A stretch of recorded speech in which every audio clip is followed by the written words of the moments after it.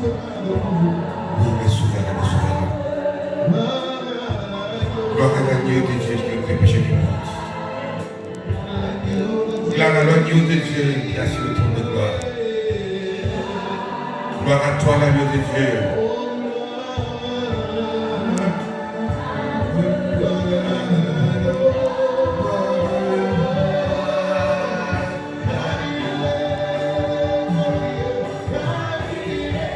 Tu es glorieux, l'agneau de Dieu qui ôte les péchés du monde.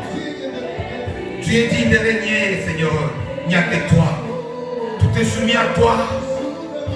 L'agneau souverain. L'agneau qui décide tout seul. L'agneau qui règne seul. D'éternité à l'éternité. Oh, tout genou fléchit devant l'agneau. La maladie fléchit devant l'agneau. L'agneau souverain. Les soucis de la vie fléchissent devant l'agneau de Dieu. L'agneau glorieux, c'est toi, Jésus. Règne. Tu règnes encore. Tu es digne de recevoir, oui, notre exaltation. Tu es digne, Seigneur, parce que c'est toi seul qui est capable de donner la vie là où il y a la mort. C'est toi seul qui est capable de donner la guérison là où il y a la souffrance. C'est toi seul qui donne la paix véritable. La paix, non pas comme le monde la donne, mais la paix. Le repos dont nous avons besoin à ces moments. Tu es glorieux, l'agneau de Dieu. Tu es glorieux parce que tu ne nous quittes jamais. Tu es fidèle. Même si la tempête frappe à la porte. Mais nous savons que tu es là. Nous savons que tu es toujours disponible. Et tu n'as qu'un seul but. Nous faire du bien, Seigneur. Seigneur, nous voici encore ce matin. Tu nous as dit dans ta parole. Venez à moi. Vous tous qui êtes fatigués et chargés. Je vous donnerai du repos. Seigneur, nous voici à tes pieds à ces moments. Accorde-nous par ta parole de ce midi. Accorde-nous encore ton repos. Révèle-nous, Seigneur, ta pensée. Parle-nous, Seigneur. Nous voulons que tout soit soumis à toi. Nous croyons que l'onction de cet esprit est là. Nous croyons que tout ce que nous allons recevoir à Seigneur ne vient que de toi. Nous voulons nous soumettre à ta volonté. Règne, domine, que ta lumière brille et que toi, tout soit soumis à toi. Sois loué, notre Dieu. Sois magnifié, notre Seigneur. À toi la gloire, à toi la louange, à toi la magnificence. Toi qui vis à jamais, gloire à ton nom, Seigneur. Merci, notre Dieu. Reçois la gloire au siècle des siècles, au nom de Jésus. Nous élevons la voix pour t'adorer.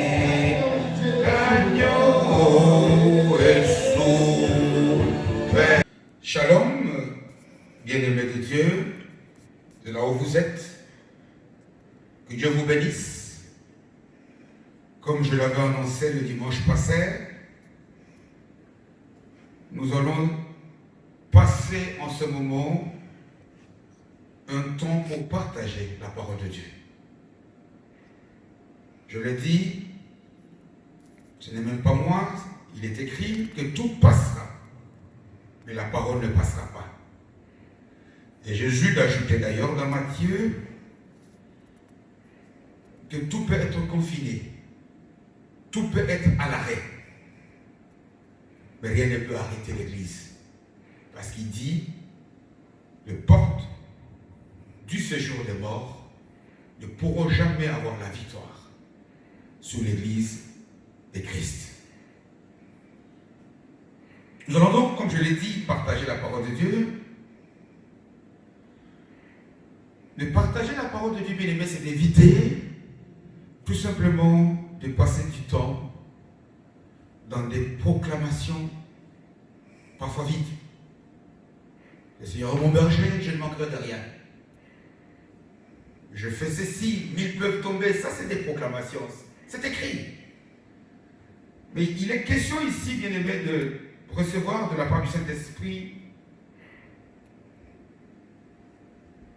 le message profond que Dieu nous donne par rapport à tous ces passages que nous sommes en train de proclamer. Recevoir la révélation, c'est lorsque le Saint-Esprit nous aide, lorsque nous recevons la parole, à ce que cette parole pénètre notre être intérieur, nous fasse bouger et nous pousse à ce que nous puissions changer notre manière d'agir. Il ne suffit pas tout simplement de dire « laissez mon berger », mais il suffit que la parole que je reçois puisse me convaincre, que je puisse y mettre toute ma foi, toute ma confiance, pour qu'effectivement je puisse devenir une brebis du Seigneur et qu'il soit réellement mon berger. Et alors là, je ne manquerai de rien, etc. Le dimanche passé, nous avons partagé sur une vérité profonde de la parole de Dieu, Psaume 60, verset 14, qui nous dit pour faire les exploits, et nous avons besoin des exploits en ce moment. En ce moment où les humains semblent être dépassés par les circonstances. Nous voulons faire quelque chose d'extraordinaire. Et ce psaume, à son verset 14, nous révèle le secret, c'est de chercher à être avec Dieu.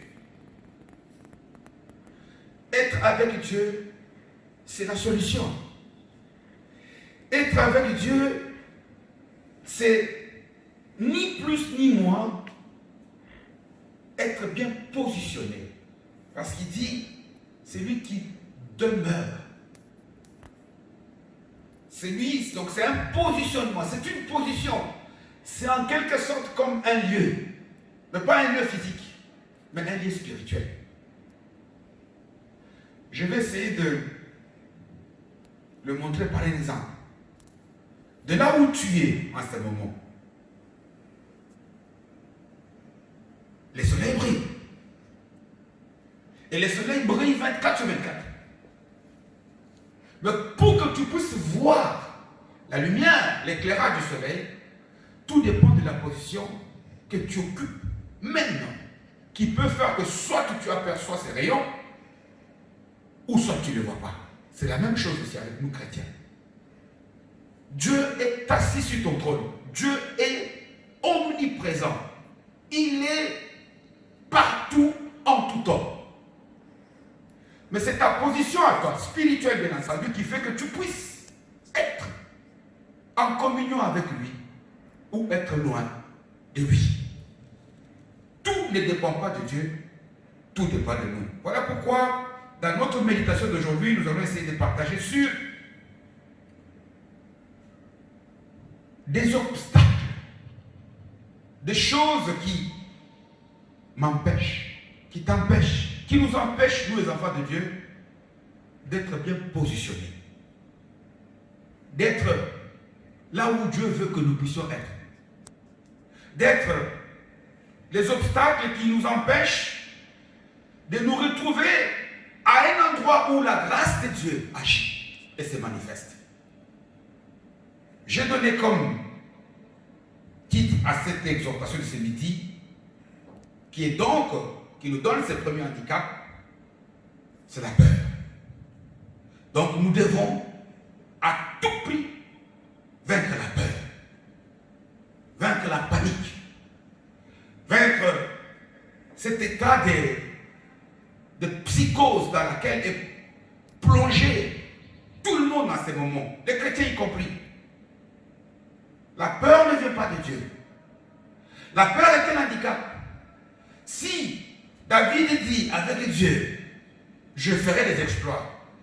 Si tu ne cherches pas à vaincre la peur, tu auras difficile à être avec Dieu. Parce que la peur t'écarte de la bonne position. Tout le monde le voit dans l'exemple lorsque nos premiers parents, Adam et Ève, après le péché, le sentiment qui les a envahis et qui les a écartés de la bonne position où ils étaient placés, c'est la peur. Quand Dieu dit où êtes-vous, ils diront nous sommes cachés parce que nous avons peur. Mais avant cela, je vais lire un passage dans quelques versets dans le livre de Josué, au premier chapitre, et je vais essayer de lire les 3 premiers versets de ce livre, de ce chapitre. Donc Josué, chapitre 1er, et nous lisons le verset 1er, le verset 2 et le verset 3. J'ai lu la parole de Dieu au nom de Jésus. Après la mort de Moïse, serviteur de l'Éternel, l'Éternel dit à Josué, fils de Nun, serviteur de Moïse, Moïse, mon serviteur, est mort. Et maintenant, lève-toi, passe ce Jourdain, toi et tout ce peuple, pour entrer dans le pays que je donne aux enfants d'Israël. Au verset 3, il ajoute, tout lieu qui foulera la plante de votre pied, je vous le donne, comme je l'ai dit à Moïse, parole du Seigneur. Nous connaissons très bien ce passage. Et surtout, dans nos prières, combien de fois nous avons sollicité la grâce de Dieu, notamment par rapport à ces versets 3. Tout lieu que foulera la plante de votre pied, je vous le donne, comme je l'ai dit à Moïse. Pourquoi Dieu a-t-il prononcé ces paroles? Est-ce que ces paroles, je l'ai dit et je l'ai annoncé, attention à des proclamations, attention à cette situation parfois dans laquelle nous tous, y compris moi-même, nous tombons, à pouvoir être capable de mémoriser des versets et les réciter comme ça à travers. Tout lieu que foulera. Pourquoi Dieu a-t-il dit à Josué? Pourquoi Dieu commence-t-il par dire à cet homme, lève-toi? Dans quelle situation Josué était-il pour que Dieu puisse lui dire, lève-toi? Quand est-ce que quelqu'un devant toi arrive à te dire, mets-toi debout? On te dit, mets-toi debout lorsque tu es abattu, lorsque tu es couché, lorsque tu es perdu. Et nous tous, en ce moment, beaucoup, nous sommes dans cette situation. Beaucoup de gens sont dépassés. Vous savez ce qui est terrible dans cette catastrophe, cette pandémie que nous sommes en train de vivre, c'est que nous avons tendance à penser que c'est la première fois. Non, bien aimé. Lorsque nous essayons un peu de fouiller dans la documentation, ce n'est pas la première fois qu'il y a des grandes pandémies qui frappent l'humanité. Il y en a eu plusieurs. Plusieurs fois, le monde entier a été attaqué par des pandémies telles que la peste noire, telles que la tuberculose, la fièvre jaune, telles que le choléra. Il y a eu des pandémies. Mais la grande différence entre les gens de ces époques et notre époque, c'est que actuellement, à cause des progrès que la science a réalisés, à cause du développement de la technique, de la médecine et même de l'organisation de la société, l'homme ne pouvait jamais s'imaginer que pareille catastrophe pouvait encore atteindre le monde. C'est ça l'erreur. C'est ça l'erreur. Pourquoi? Parce que, bien aimé, c'est vrai que même si les temps sont difficiles, même si nous traversons une période de, je ne sais pas moi, où le cœur sont déchirés, mais il y a au moins certaines choses que nous pouvons remarquer par rapport à cette catastrophe. Que la science peut monter, que l'homme peut aller jusqu'à la lune, il peut faire des fusées, il peut faire l'internet qui fait qu'en ce moment où je parle à ces lieux, toi, à l'autre bout du monde, tu peux me capter. Mais celui qui reste souverain, c'est la vie de Dieu. C'est lui qui est tout puissant. L'homme est fragile. La science est fragile. Tout ce que l'homme peut faire est limité à des limites. S'il y a une leçon que nous pouvons tirer de cette catastrophe, c'est de toujours constate qu'il n'y a de puissant que Dieu tout seul. Il n'y a que la technique peut atteindre le niveau jamais atteint. La science peut aller loin. La médecine peut devenir nucléaire. On peut commencer à faire même des opérations à distance. On peut avoir inventé des molécules, des médicaments impossibles.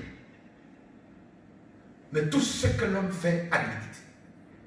Il n'y a que Dieu qui est omnipotent. Il n'y a que Dieu qui est tout-puissant. Parce que cette catastrophe peut nous apprendre de la fragilité de l'homme et de la fragilité de tout ce que l'homme peut faire.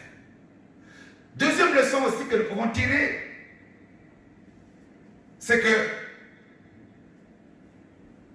nous pouvons constater que devant des difficultés, nous sommes tous pareils. Il n'y a pas de grands, il n'y a pas de petits. Parce qu'en ce moment où je parle, même les puissants du monde sont confinés. Et ils tremblent comme moi et toi. Et ils sont dans la peur comme moi et toi. Et ils sont dans les soucis comme moi et toi. Nous sommes tous égaux. Nous sommes tous pareils. Ne te sous-estime pas. Parfois, tu peux envier des gens qui ont beaucoup de biens, beaucoup de moyens. Mais aujourd'hui, ceux qui ont des moyens et ceux qui en manquent, nous sommes tous pareils. Et une autre leçon, c'est que si réellement nous écoutons ce que la Bible nous révèle, un bon chrétien ne peut pas être surpris par tous ces événements. Parce que partout dans les évangiles, Jésus nous a annoncé qu'avant la fin des temps, les signes qui vont nous montrer que la fin des temps est proche, ce sont des maladies, des tremblements de terre et même des guerres. Nous avons vu, face à ces microbes coronavirus, les autorités nous disent que nous sommes en guerre. Donc soyons prêts. Ne tombons pas dans la distraction, bien-aimés. Soyons prêts parce que Jésus nous dit, ça sera subi, ça sera quasiment spontané, ça sera un peu comme dans un éclair. Est-ce que je suis prêt? Est-ce que tu es prêt? Mais pour revenir un peu au texte que nous avons lu ici, Dieu dit à Josué, lève-toi, mets-toi debout. Mais c'est tout simplement parce que Josué était abattu, comme moi et toi. C'est parce que Josué était pris de panique. Josué, il a marché depuis l'Égypte avec Moïse. Il a vu tous les exploits que son maître a fait. Il a vu comment est-ce que Moïse a opéré des exploits terribles. Ils sont sortis de l'Égypte. Ils sont venus juste dans le désert. Ils doivent aller dans la terre promise. Mais arrivé quelque part, Moïse tombe. Josué regarde à gauche, à droite. La plupart des gens qui étaient ses compagnons de lutte, compagnons d'enfance, ils ont cheminé ensemble depuis l'Égypte. Beaucoup sont tombés. Et puis il voit Dieu qui l'appelle pour lui donner la charge que des stars comme Moïse. Josué a peur. Josué a peur. Il a peur. Voilà pourquoi Dieu lui dit non, prends courage. Plusieurs fois il répète, prends courage. Prends courage. Lève-toi. Ne reste pas dans les soucis. Ce n'est pas parce que Moïse a échoué que toi tu vas échouer. Et c'est le même message que Dieu te donne à toi aussi à ce moment-là. Ne regarde pas à gauche. Ne regarde pas à droite. Si ceux qui sont à gauche que tu considérais comme étant peut-être plus puissants que toi sont tombés. Maintenant, c'est toi qui vas aller. C'est toi qui vas conquérir Canaan. C'est toi qui vas avancer. Lève-toi. Prends courage. Fortifie-toi. Voilà même pourquoi il lui dira au verset 3, tout lieu que foulera la plante de tes pieds. C'est-à-dire que, pourquoi? Parce que non seulement il avait vu que Josué avait peur, parce que là où les stars ont échoué, il se voyait lui incompétent, lui incapable, mais aussi parce qu'il savait, lui qui savait ce qui se passait dans les pays. Dans Canaan, il y avait des géants et il y avait des tueurs. Voilà pourquoi Dieu lui dira, tout là où tes pieds, lorsque tu vas oser tout acte de foi, tout territoire comment dirais-je, que tu vas chercher à conquérir face aux géants, si tu vas essayer de mettre ta peur, te débarrasser de la peur, oser, je vais te les donner en héritage. Et ici, nous voyons très bien que le grand handicap qui voulait empêcher cet homme d'avancer, c'était la peur, qu'il avait maintenu dans une position couchée. Et la peur est terrible. Et la peur est ce qui est en train de tuer la foi de beaucoup d'enfants de Dieu en ce moment. La peur n'est pas de Dieu.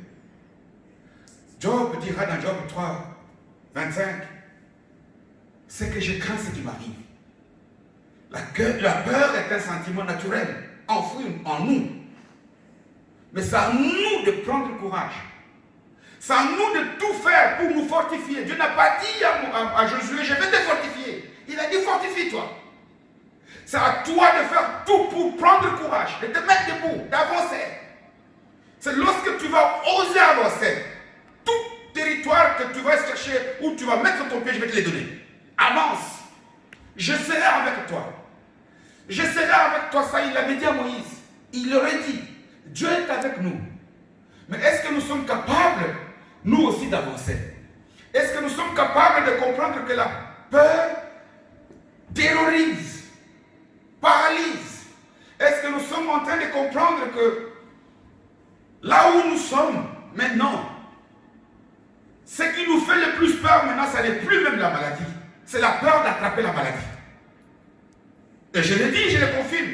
Parce que lorsque nous essayons de voir les vidéos de ceux qui sont atteints, ils semblent être tranquilles par rapport à ceux qui ne sont pas atteints. Nous avons plus peur d'atteindre la maladie que de la maladie. Nous devons quitter la peur. Parce que la peur est ce tunnel par lequel l'ennemi passe pour nous faire fuir de la bonne position que nous devons avoir. La peur est un ennemi invisible. La peur envahit le monde. Parce que la peur aussi crée en nous le doute. Est-ce que Dieu est là? Est-ce que ce qu'on nous prêche, c'est la vérité? Nous devons nous débarrasser de la peur, bien-aimés. Nous devons, vous voyez, le dimanche passé, lorsque j'ai invoqué par exemple cet épisode lorsque le Seigneur était avec ses apôtres sur la barque, la tempête, etc., il leur a reproché leur peur. Pourquoi avez-vous peur? La peur nous empêche d'être bien positionnés. La panique, la psychose, le trouble sont les ennemis. Tu veux être avec Dieu. Dieu est là. Lutte, fortifie-toi, prends courage. Comprends que, comme Dieu le dit à Moïse, à Josué, je serai avec toi. Le problème, c'est que Dieu n'est pas physique, Dieu est spirituel. Dieu vit dans ton cœur. Tu as dans ton corps maintenant ton cœur. Tu ne les vois pas, mais pourtant il te fait vivre. Tu as tes poumons. Ce qui compte pour nous, ce n'est pas ce que nous voyons avec nos yeux. Ce qui compte, c'est la vie que nous avons. Parce que si tu n'étais pas avec Dieu, tu serais déjà mort. Ou tu serais déjà atteint par cette maladie. Dieu est là. Et souvent, même si nous pouvons prendre l'exemple de notre corps humain, tous les organes vitaux sont invisibles à l'œil nu. Nos reins, notre cœur, notre cerveau. Si on les voit, c'est qu'on est mort. Notre Dieu qui, de surcroît, est plus important, les yeux physiques ne peuvent pas le voir. Mais il est là. Il est là.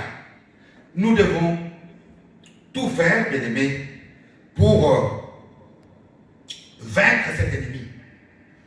Nous devons tout faire pour nous débarrasser de la peur. Chasser la peur, ça ne veut pas dire qu'elle va cesser d'être. C'est un sentiment enfoui en nous. Chasser la peur, c'est que la peur est là, mais toi tu agis selon ce que la parole te dit. Combien de fois aujourd'hui, depuis ce temps que cette catastrophe a commencé, tu es dicté par les pas de la peur, les paroles de la peur, qui est les paroles de Dieu. Voilà pourquoi, ici, je veux nous encourager à une chose. Le roi David, dans le psaume 27, je pense, il dit, lorsque le Seigneur est ma lumière et mon sauveur, je n'aurai peur de rien. Et il ajoute dans les versets qui suivent, il va écraser mes ennemis, toutes les armées seront vaincues. Pourquoi? Parce que c'est le Seigneur qui est ma lumière. Et quand on parle de la lumière, on parle de la révélation de la parole. La lumière, c'est ce qui nous sort de l'ignorance. Il est écrit, la foi vient de ce qu'on entend. La confiance en Dieu vient de ce qu'on entend. Regarde depuis le début de cette pandémie. Tu écoutes plus quoi? Voilà pourquoi tu as plus peur. Tu écoutes plus quoi? Aujourd'hui, nos téléphones sont presque en low bat, comme on dit. C'est-à-dire la batterie s'épuise tellement, il y a des notifications. Nous sommes abonnés à tous les sites pour voir les statistiques. Il y en a encore à côté, il y en a encore. Tu écoutes quoi? Tu as plus peur parce que tu écoutes plus des choses sur le coronavirus. Aujourd'hui, dans le message, le Seigneur te dit une chose. Change de paradigme, change de méthode. Prends plus de temps à écouter des cantiques, des psaumes, à écouter la parole que Dieu te donne. Parce que c'est cette parole qui va te donner la foi. Parce que c'est à toi de te fortifier, c'est à toi de quitter la peur. Et pour quitter la peur, c'est à toi de t'exposer parce que tout nous parle, bien aimé.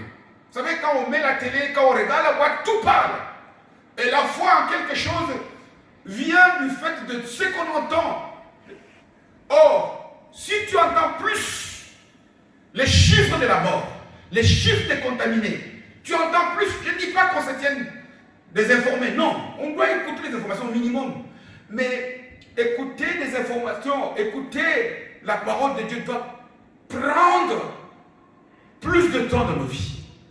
Peu d'enfants de Dieu maintenant écoutent la parole, ou même quand ils prennent, c'est juste parce qu'ils ont peur. Et je leur ai dit, non pas la peur de la maladie, mais la peur d'attraper la maladie. Que Dieu t'aide, que Dieu m'aide. J'aimerais aujourd'hui, c'est par là que j'insiste dans cette exhortation, quitte la peur. La peur a failli tuer la destinée de beaucoup de stars. Souvenez-vous des délits, par exemple, qui après avoir accompli un exploit, mais parce qu'elle a eu peur de Jézabel, elle a pris fuite. Et à un moment donné, elle voulait même la mort. Il voulait même la mort. Timothée, dépassé par les événements, Paul lui dira, tu n'as pas un esprit. Quand on parle de timidité, c'est parce qu'il avait peur. La timidité, elle était devenue timide parce qu'elle avait peur d'affronter les difficultés dans son église où il était. Et beaucoup d'autres. Le Seigneur nous veut dans la paix. Voilà pourquoi chaque fois qu'il nous a trouvés devant une situation de panique, il a voulu toujours nous rassurer. Et quand il devait partir, il nous a pas dit, je vous laisse l'argent. Non, il nous veut dans la paix. Il dit, venez à moi, vous tous qui êtes fatigués. Ce n'est pas pour que je vous donne d'abord autre chose, mais le repos, la paix. La paix véritable, c'est celle que tu trouves lorsque tu passes plus de temps à méditer la parole de Dieu. Lorsque tu passes plus de temps à écouter les psaumes, à écouter les cantiques, à passer du temps maintenant, même en famille, si vous êtes à deux, même avec un enfant, à partager, à faire même des jeux chrétiens. Plus tu écoutes la parole de Dieu, plus il va te donner la foi, et plus tu vas poser les actes de foi, et que tu vas traverser le Jourdain et conquérir la terre promise. Que Dieu te bénisse, que Dieu me bénisse, que Dieu t'aide à ce que tu puisses changer à partir d'aujourd'hui ton agenda du jour. Passe plus de temps à écoute même, je ne sais pas, 1 heure pour t'informer où est-ce qu'on en est. Mais le reste du temps, occupe-le à écouter la parole de Dieu qui va t'aider à développer ta foi et te faire quitter cette ambiance de panique dans laquelle tu es. Que Dieu te bénisse, toi qui as écouté cette parole, et que tu nous donnes la possibilité de repartager encore cette parole le dimanche prochain. Merci. Nous allons prier. Seigneur, nous voulons te dire merci pour ta parole de ce midi. Ça peut paraître une chose simple, mais elle est là. La peur envahit les organismes. Même si on ne le dit pas, même si on ne le manifeste pas, mais dans les fins fonds des cœurs de beaucoup de tes enfants, il y a la panique, il y a les troubles. Or, la peur fait fuir la foi. La peur nous pousse au doute. Tu nous dis, comme tu l'avais dit à Josué à son temps, lève-toi, quitte la peur, quitte un peu de trop penser à cette maladie, quitte un peu à recevoir toutes ces informations qui te poussent à ne pas bien te positionner par rapport à la parole de la foi. Reviens. Aide tes enfants, Seigneur, à passer du temps à tes pieds, c'est-à-dire à t'écouter parler Jésus, à méditer ta parole, à écouter les cantiques religieux, à s'exhorter pour ceux qui sont en famille, Seigneur. Nous savons que l'épreuve aura son terme. Et nous avons la foi que la fin de cette catastrophe est pour bientôt. Bénis ton peuple là où il est, Seigneur. Bénis nos frères et sœurs. Et laisse que ta grâce le comble. J'ainsi prie au nom de Jésus.